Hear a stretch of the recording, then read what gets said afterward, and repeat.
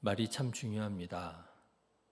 우리는 말보다 마음이 더 중요하다라고 하는 것을 알지만 우리는 살아가면서 말이 마음만큼 중요하구나 하는 것을 깨달을 때가 많습니다. 왜냐하면 우리는 그 마음의 진위 여부를 어디에서 먼저 찾아요? 말에서 먼저 찾기 때문에 그렇습니다.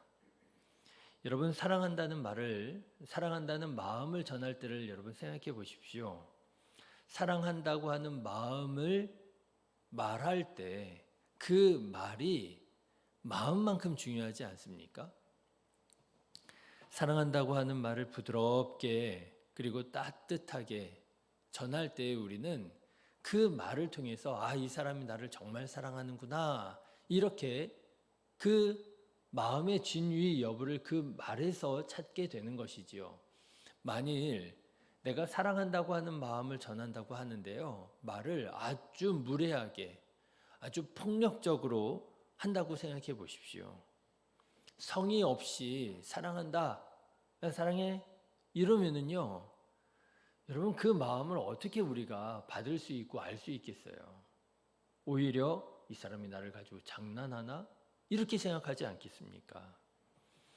그런 의미에서 보면 말은 마음만큼 참 중요하구나 하는 것을 깨닫게 되는 것이지요.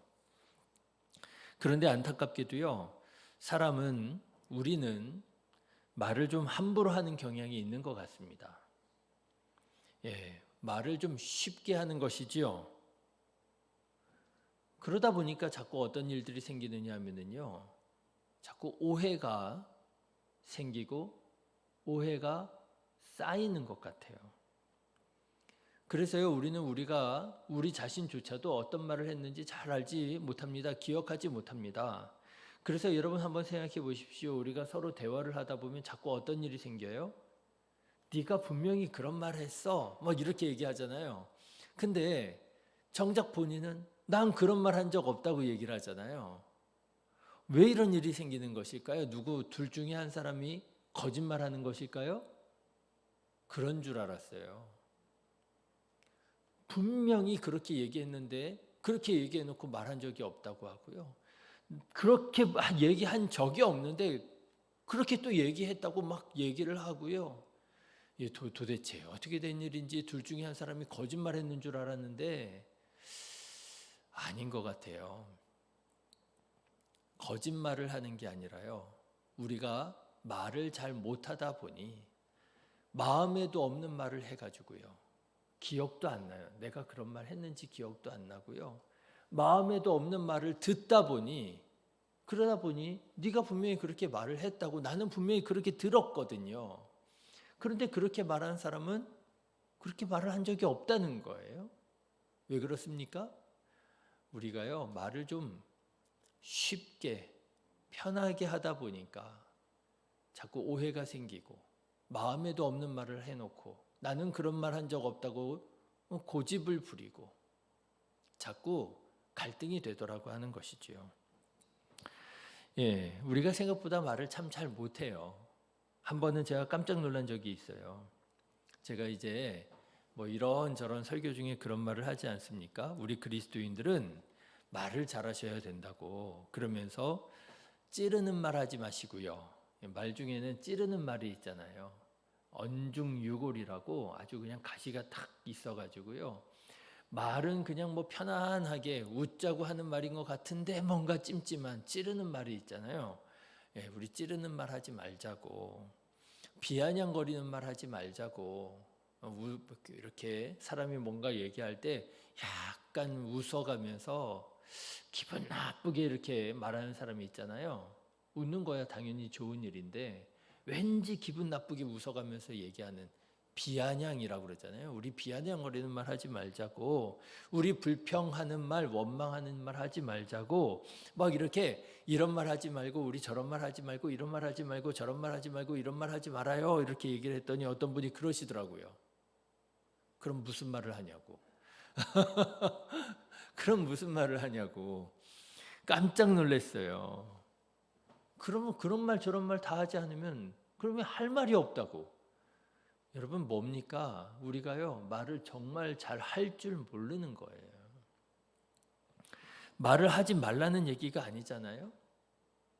덕스럽지 않은 말 하지 말자는 얘기고, 유익하지 않은 말 하지 말자는 얘기고, 하나님께서 들으실 때 기뻐하시지 않는 말 하지 말자는 얘기인데요. 우리는 얼마나 이 언어 습관이 잘못되어 있는지, 그런 말씀을 드리면 그러면 무슨 말을 하느냐고, 할 말이 없다고, 우리가 얼마나 참 말을 함부로 하고 있는가 생각하게 되는 그런 경험이었습니다. 말만 잘해도, 그렇죠?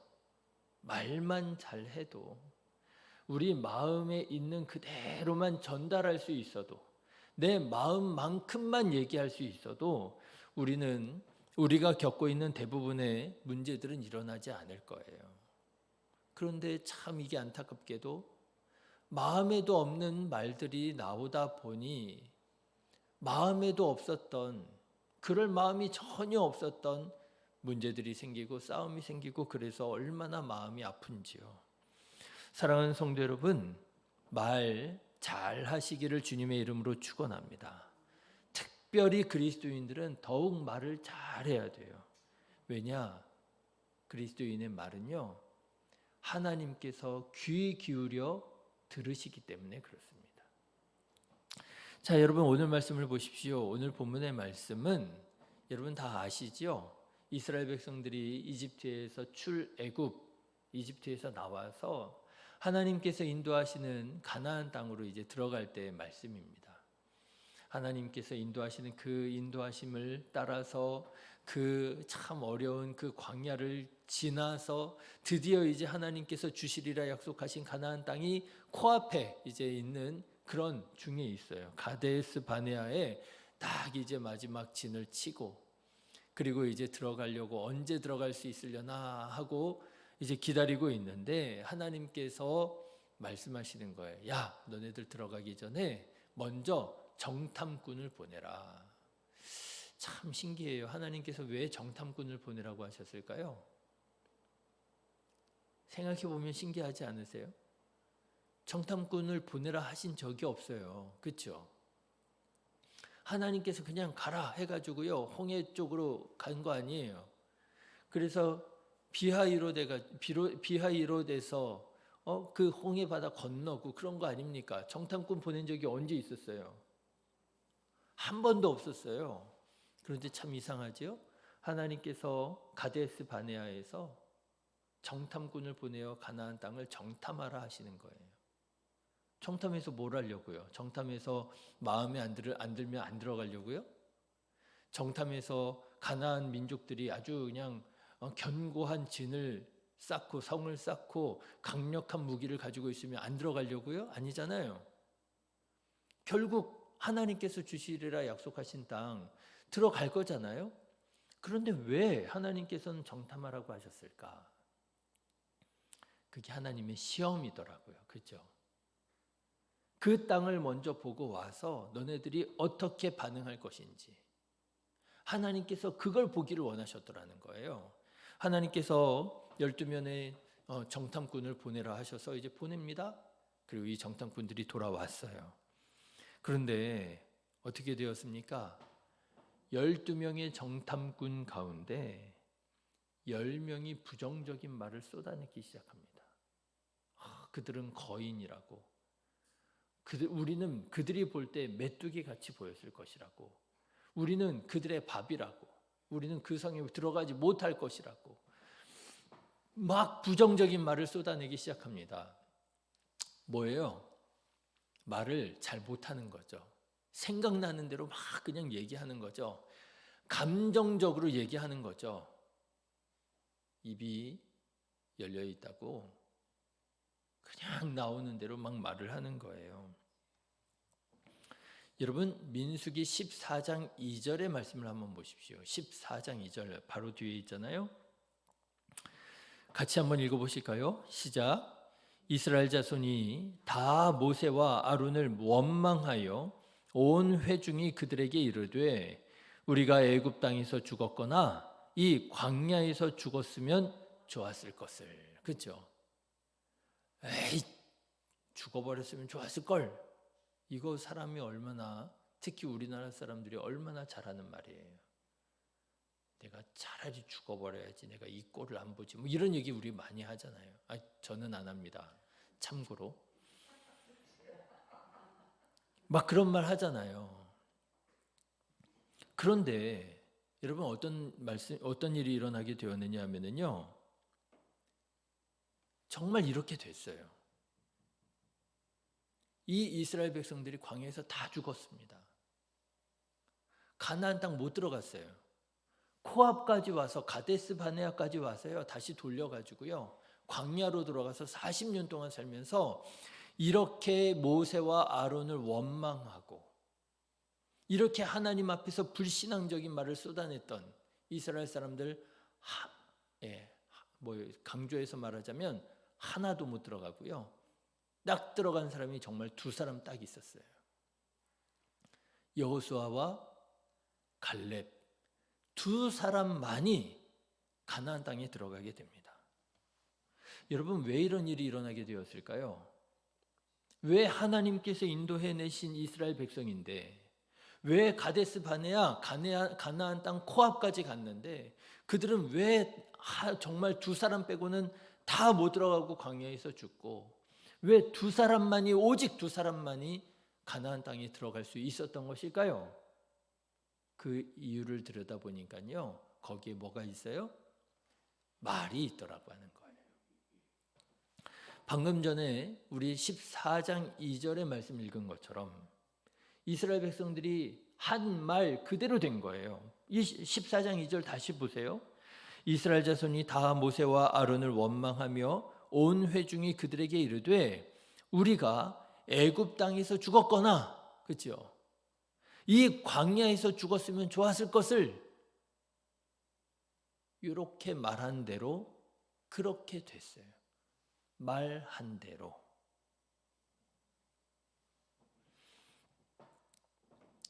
하나님께서 그렇게 하신 겁니다. 여러분, 민수기 14장 27절 말씀 보실래요? 바로 밑에잖아요. 14장 27절 28절 같이 읽어보실까요? 시작. 나를 원망하는 이 악한 회중에게 내가 어느 때까지 참으랴. 이스라엘 자손이 나를 향하여 원망하는 바, 그 원망하는 말을 내가 들었노라. 그들에게 이르기를 여호와의 말씀에 내 삶을 두고 맹세하노라. 너희 말이 내 귀에 들린 대로 내가 너희에게 행하리라. 너희가 한 말 그대로 내가 너희들한테 행할 거야. 하나님께서 말씀하시는 거예요.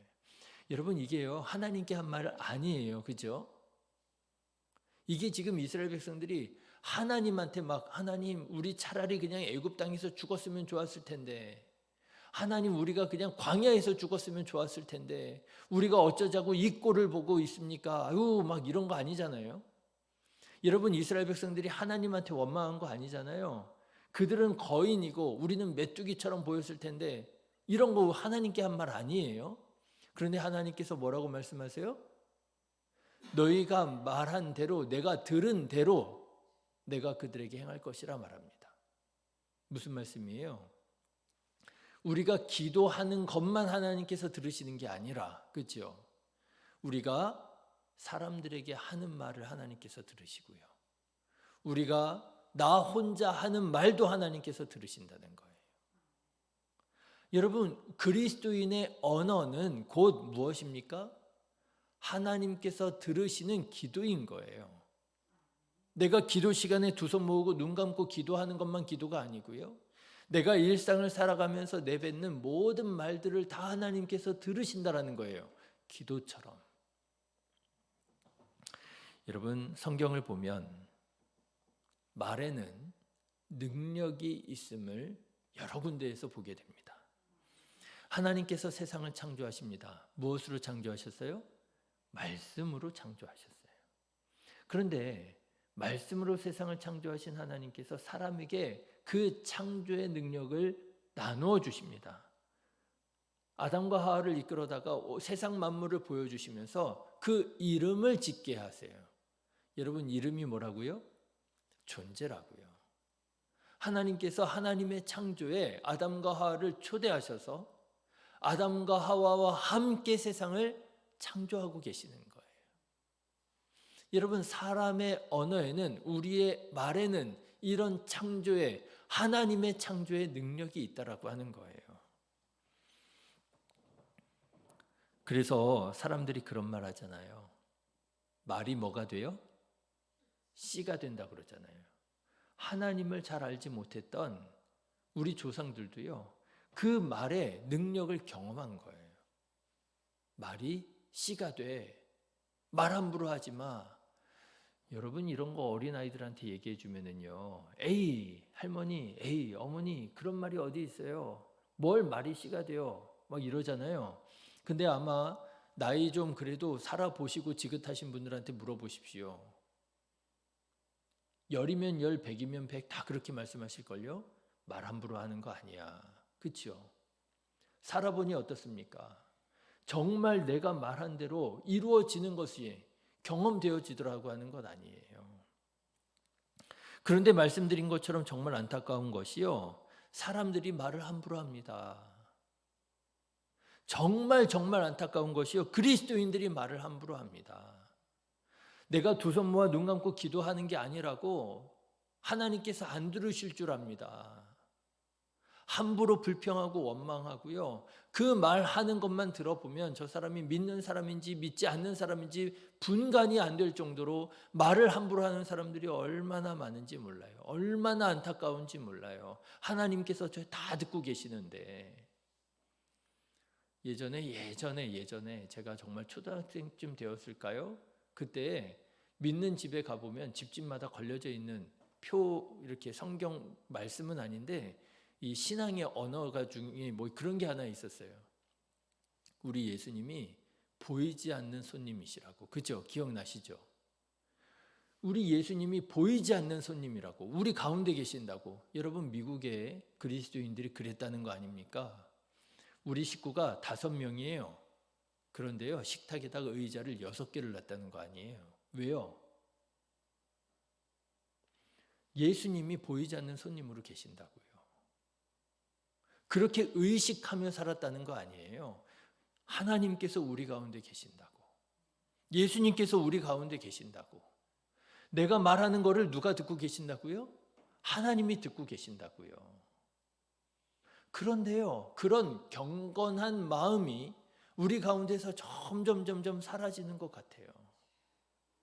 너무 말을 함부로 합니다. 믿음의 언어를 사용해서 믿음으로 말해서 믿음의 역사가 일어나야 되는데, 불신앙의 말을 해서 죄와 저주와 심판이 있게 되더라고 하는 거예요. 여러분, 오늘 말씀도 그렇잖아요. 말을 그냥 생각나는 대로, 그냥 감정대로 말해가지고요, 그래가지고 그게 뭐가 돼요? 하나님 앞에 죄가 되고요. 그래서 그게 어떻게 됐어요? 심판이 되고요. 저는 특별히 교회에 목회를 하는 목사 입장에서 말 때문에 아쉬울 때가 한두 번이 아닙니다. 목회를 하다 보니까 조금 더 우리 성도님들보다 그런 거에 대해서 더 많은 좀 경험이 생기는 것 같아요. 예민해지는 것 같아요. 사람들이 왜 그렇게 말하는지 여러분 그거 아십니까? 알기는 알겠는데 상처받아요. 그렇죠? 우리가 이제 같이 모여서 신앙생활 하다 보니까요, 이제 서로 알 만큼 알아요. 그렇죠? 아, 이분은 이런 분이로구나, 저분은 저런 분이로구나. 그런데 알기는 알겠는데 그래도 상처는 받더라고요. 그렇죠? 시험 들어요. 덕이 안 돼요. 하나님께 영광이 되지 않습니다. 그런데 아쉬운 것은 다른 사람들이 그 마음을 다 알아듣겠느냐고요. 목사도 이제 조금 알까 말까 하는데, 그런데 성도님들이 다 그 마음을 알아듣겠느냐고요. 여러분, 말하는 방식을 바꾸는 게 훨씬 빠릅니다. 말을 함부로 해놓고요, 내 마음은 그게 아니야, 내 본심은 그게 아니야, 말을 잘 들어. 무슨, 그쵸? 듣는 사람들 보고 오해하지 말고, 듣는 사람들 보고 말 잘 들으라고 하지 말고, 상처받지 말라고 하지 말고, 물론 듣는 사람도 잘 들어야 되겠지만 먼저는 우리가 말을 잘해야 되겠습니다. 하나님께서 들으신다고 생각하고, 하나님께서 들으셨을 때에도 기뻐하실 만한 말들만 할 수 있어야 되겠습니다. 여러분은 말을 어떻게 하십니까? 적절한 언어로 여러분의 마음을 잘 전달하고 있습니까? 하나님께서 지금 듣고 계신다 하셔도 괜찮다 할 만큼 말씀하고 계십니까? 여러분, 말 잘하시기를 주님의 이름으로 축원합니다. 어떻게 말을 하는 게 잘하는 거냐? 오늘 우리가 읽은 13장 30절 말씀처럼 믿음으로 말하는 게 말 잘하는 거더라고요. 여러분, 13장 30절 다시 한번 읽어보면 좋을 것 같아요. 이스라엘 60만 명 중에 딱 2사람 가나안 땅에 들어갔거든요. 그 사람이 한 말이에요. 60만 명 중에 2명이 들어간, 30만 명 중에 1명 들어가는 그 사람이 하는 말입니다. 여러분, 이런 말씀 하셨으면 좋겠어요. 같이 읽어보실까요? 시작. 갈렙이 모세 앞에서 백성을 조용하게 하고 이르되 우리가 곧 올라가서 그 땅을 취하자 능히 이기리라. 이렇게 말하시기를 주님의 이름으로 축원합니다. 여러분, 이 사람 갈렙이 하는 말 들어보세요. 막 불평하고 원망하는 사람들 어떻게 합니까? 먼저 조용하게 합니다. 야, 그런 말 하지 말자. 그렇죠? 야, 그런 말 하지 말자. 불평하는 말 하지 말자. 원망하는 말 하지 말자. 사람 찌르는 말 하지 말자. 비아냥거리는 말 하지 말자. 그건 우리 그리스도인들이 할 말이 아니야. 하나님께서 듣고 계셔. 그런 말 하지 말자. 우리는 어떤 말 해야 돼요? 믿음으로 말하자.